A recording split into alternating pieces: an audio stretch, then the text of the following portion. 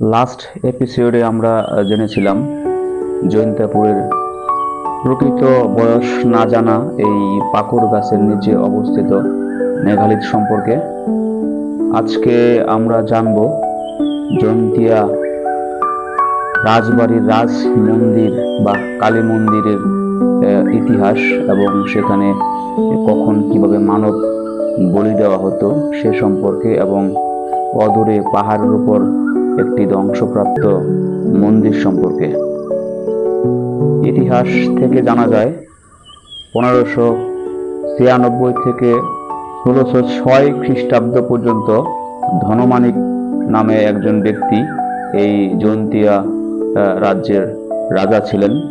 তার মৃত্যুর পর যশমানিক এই জৈন্তিয়া রাজ্যের রাজা হিসেবে অধিষ্ঠিত হন। 1618 সালে কোচবিহার রাজ্যের রাজা লক্ষ্মীনারায়ণের সাথে সাক্ষাৎ করেন এবং তার কন্যা জৈন্তিয়া দেবীকে বিবাহ করেন।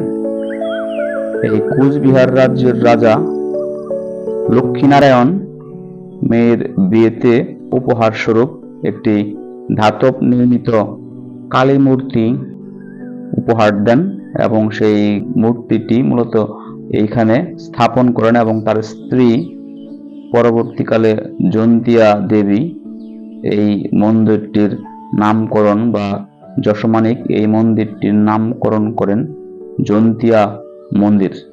এই জৈন্তিয়া কালী মন্দিরের একটি কালো অধ্যায় রয়েছে।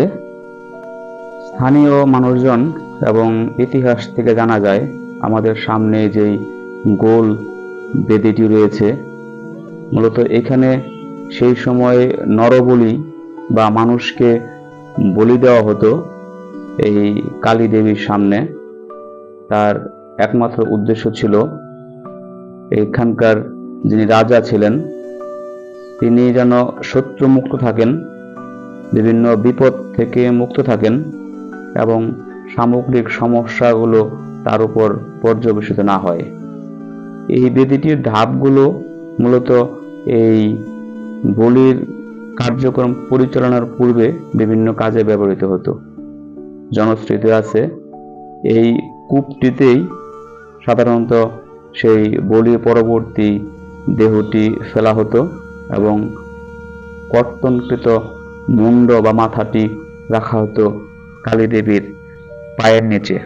ব্রিটিশ ইতিহাসবিদ স্যার এডওয়ার্ড গেইট তার দ্য হিস্ট্রি অব অসম বইয়ের মধ্যে এ বিষয়ে বিস্তারিত উল্লেখ করেছেন এবং পরবর্তী সময়গুলোতে যখন কখনো কোনো মানুষকে স্বেচ্ছায় বলিদানের জন্য পাওয়া না যেত, তখন এই রাজ্যের রাজা এবং তার স্ত্রী জৈন্তিয়া দেবী পার্শ্ববর্তী রাজ্য অথবা এই রাজ্যে আগত মানুষকে ধরে এনে বলি দিতেন বলে জনশ্রুতি আছে। কয়েকটি ধাপ বিশিষ্ট একটি সিঁড়ি পার হলে ভিতরে একটি বেদি সংবলিত পাথরের স্থান দেখা যায়। এটিও লোককথা। জৈন্তিয়া দেবী এবং রাজা যশমানিক এখানে বসেই সেই মানব বলি পর্যবেক্ষণ করতেন। এই ঘরটির পিছনেই রয়েছে মূলত মূল মন্দিরের ঘরটি, যা আজকে ধ্বংসপ্রাপ্ত এবং শুধুমাত্র তার বেদিটি রয়েছে। জানা যায় এই বেদিতে বসে সামনের ওই গোল চক্করটিতেই মানব বলি দেওয়া হতো, যা এখানে বসে পর্যবেক্ষণ করা হতো এবং নির্মম সত্য ইতিহাস সেটাই বলে নিরীহ মানুষকে এভাবে নিজের রাজ্যের সহজ সরল ধর্ম বিশ্বাসী তাদেরকে বলির বস্তু বানানো হতো। আজকে রাজা মহারাজা কেউ নেই, তাদের সেই সকল অপশাসনও নেই। আরো বেশি গভীরে তথ্য যাচাই করলে জানা যায় 1835 খ্রিস্টাব্দে মূলত এই রাজবাড়ির এই অত্যাচারকে বন্ধ করার উদ্দেশ্যে, অর্থাৎ মানব বলির মতো জঘন্যতম কর্মকাণ্ডকে রোধ করার উদ্দেশ্যেই এই রাজ্যটিকে ব্রিটিশরা দখল করে নেন এবং রাজাকে তার মসনদ থেকে উৎখাত করেন। এই মন্দিরটি এবং রাজবাড়িটির আশেপাশের কিছু ভগ্নপ্রায় দেয়াল এখনো অবশিষ্ট দণ্ডায়মান। সেখানে হাতি, ঘোড়া সহ অন্যান্য ধর্মীয় মূল্যবোধের প্রতিকৃতি বা পুরাকীর্তির স্মারক দেখতে পাওয়া যায়। একটু পিছনে মন্দিরটির থেকে বাম দিকে একটি গেট রয়েছে, মূলত জানা যায় লোকশ্রুতি থেকে। এই গেট দিয়েই মন্দিরে জয়ন্তী দেবী সহ রাজবাড়ির লোকজন প্রবেশ করতেন এবং পূজা অর্চনার কাজ করে থাকতেন। কোনো কোনো ব্যক্তিদের মতবাদ হলো রাজবাড়িটি মূলত এখানে ছিল না, রাজবাড়িটি এখান থেকে আরেকটু দূরবর্তী স্থানে অদূরে ছিল, যেখানে বর্তমান সরকারি বিভিন্ন স্থাপনা রয়েছে। কালের বিবর্তনে এই সকল পুরাকীর্তি স্থানগুলো ধ্বংসপ্রাপ্ত হবে, এটাই স্বাভাবিক। তারই ধারাবাহিকভাবে এই মন্দির এবং রাজবাড়িটিরও ধ্বংস হয়েছে। সবচেয়ে চরমভাবে সত্য হলো 1897 সালের একটি প্রলয়ঙ্কর ভূমিকম্পে বাংলাদেশ সহ এশিয়ার কিছু অঞ্চলের সেই সকল পুরাকীর্তি স্থানগুলো একেবারে বিলীন হয়ে যায়, যার মধ্যে এই রাজবাড়িটিও ছিল। এটি মূলত এখন আমরা যেই স্ক্রিনে দেখতে পাচ্ছি বেদিটি, এটি মূলত ছিল সেই কালী মন্দির স্থাপনের মূল জায়গা, অর্থাৎ এই কক্ষটিতেই মূলত সেই কালী মূর্তিটিকে স্থাপন করা হয়েছিল। এই জায়গাটি তুলনামূলক মূল ভূমি থেকে 4-5 ফিট উঁচু এবং সেখান থেকে এই বেদিটি আরো প্রায় 4-5 ফিট উঁচু।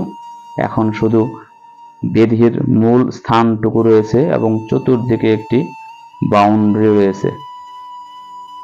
বাংলাদেশ প্রত্নতাত্ত্বিক অধিদপ্তরকে ধন্যবাদ, অন্তপক্ষে এই জায়গাটিকে সুন্দরভাবেই রাখা হয়েছে এবং মোটামুটি পরিষ্কার পরিচ্ছন্ন।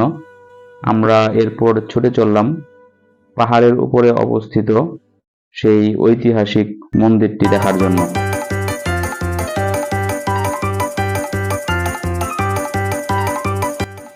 বাংলাদেশ কৃষি গবেষণা প্রতিষ্ঠানের সাইট্রাস সেন্টারের ভিতর দিয়ে কিছু সময় হাঁটলে খুব সবুজে ঘেরা এবং নির্মল পরিবেশে হাঁটতে হাঁটতে আমরা একটি সুন্দর অর্কিড ফুল দেখলাম এবং সেখানে কিছুক্ষণ অর্কিড ফুলটি দেখার পর আবার হাঁটতে শুরু করলাম। হাঁটতে হাঁটতে অল্প সময়ের মধ্যে আমরা পৌঁছে গেলাম সেই মন্দিরটির কাছাকাছি পাহাড়ে, অর্থাৎ এরপরেই হচ্ছে মেঘালয় রাজ্য। একদম সীমানায় জন্তিয়া রাজ্যের রাজা কর্তৃক নির্মিত এই মন্দিরটি, অথবা সাধুদের দ্বারা নির্মিত এই মন্দিরটি, কেউ কেউ বলে থাকেন বা বিশ্বাস করে থাকেন এটি শুধু একটি মন্দিরই ছিল না, বরং এখানে একই সাথে এটি একটি বৃহদাকারের দুর্গের ন্যায় ছিল এবং এখানে ধর্মগুরু যারা আছেন তাদের শিক্ষালয় বা তাদের কর্মকাণ্ডের জন্য ব্যবহৃত হতো। আমরা একটু সময় হাঁটার পর পাহাড়ে চড়তে শুরু করলাম।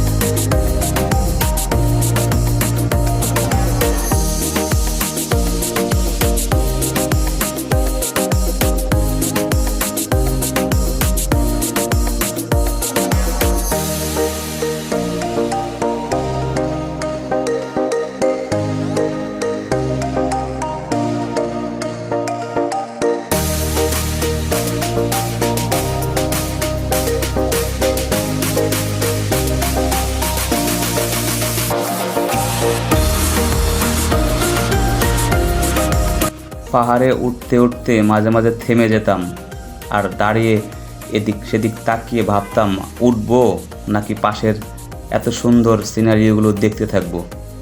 পাশেই মেঘালয়ের শিলংয়ের পাহাড়ের কুল ঘেঁষে বয়ে চলা ঝর্ণাগুলো এবং পাহাড়ের মধ্যে মেঘগুলো কিভাবে আস্তরিত হয়ে আছে তা দেখতে দেখতে আমরা পাহাড় বেয়ে উপরের দিকে উঠতে থাকলাম। অবশেষে দীর্ঘ পথ ট্রেকিং করার পর আমরা একদম পাহাড়ের চূড়ায় অবস্থিত মন্দিরটিতে পৌঁছে গেলাম। জুম করে আমি যে জায়গাটুকু দেখার চেষ্টা করলাম, এটি মূলত হচ্ছে এই মন্দিরটি অথবা আশ্রমটিরই ভগ্ন আরেকটি ধ্বংসাবশেষ। এখন যা আমরা দেখতে পাচ্ছি স্ক্রিনে তা হচ্ছে এই মন্দিরটির ধ্বংসপ্রাপ্ত চূড়ার সর্বশেষ এবং টিকে থাকা কক্ষটির কিছু অংশ। দূর মেঘের রাজ্য মেঘালয়ের শিলংয়ের অংশ, মেঘের নিচে ঝর্ণাগুলো যেন ঘন চুলের মাঝে সিথি করা কোনো অংশ, মাথার সিথির মতো স্থানে স্থানে ঝর্ণাগুলো বয়ে চলছে।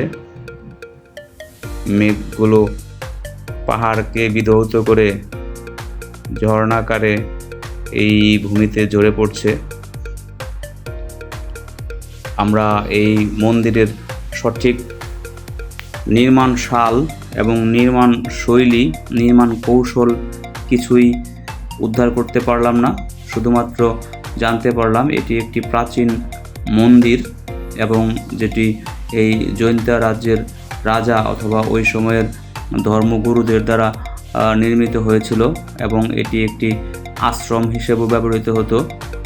আপনারা জেনে থাকবেন এই জৈন্তিয়া আসার পূর্বে সিলেট এবং জৈন্তিয়া মহাসড়কের মধ্যবর্তী স্থানে একটি পানশালা রয়েছে। আমরা সেটাও জানলাম যে মূলত এই মন্দিরেই কুচবিহার সহ বিভিন্ন জায়গা থেকে ধর্মপ্রাণ মানুষজন আসার পথে ওই পানশালাটিতে অবস্থান করতেন এবং সেখানে তারা বিশ্রাম নিয়ে পুনরায় এই তীর্থস্থান অথবা ধর্মীয় আশ্রমটির উদ্দেশ্যে পদযাত্রা শুরু করতেন এবং এখানে এসে এই পাহাড়ের সুউচ্চ চূড়ায় উঠে ধর্মগুরুদের সান্নিধ্য লাভ করতেন অথবা তাদের ধর্মানুসারে তাদের দেবতার সান্নিধ্য লাভের চেষ্টা করতেন। আমি সকল ধর্মের মানুষের প্রতি সম্মান রেখেই বলছি, প্রতিটি ধর্মের ধর্মপ্রাণ মানুষগুলোর কাছে অবশ্যই স্ব ধর্মের তীর্থস্থানগুলো অধিক গুরুত্বপূর্ণ।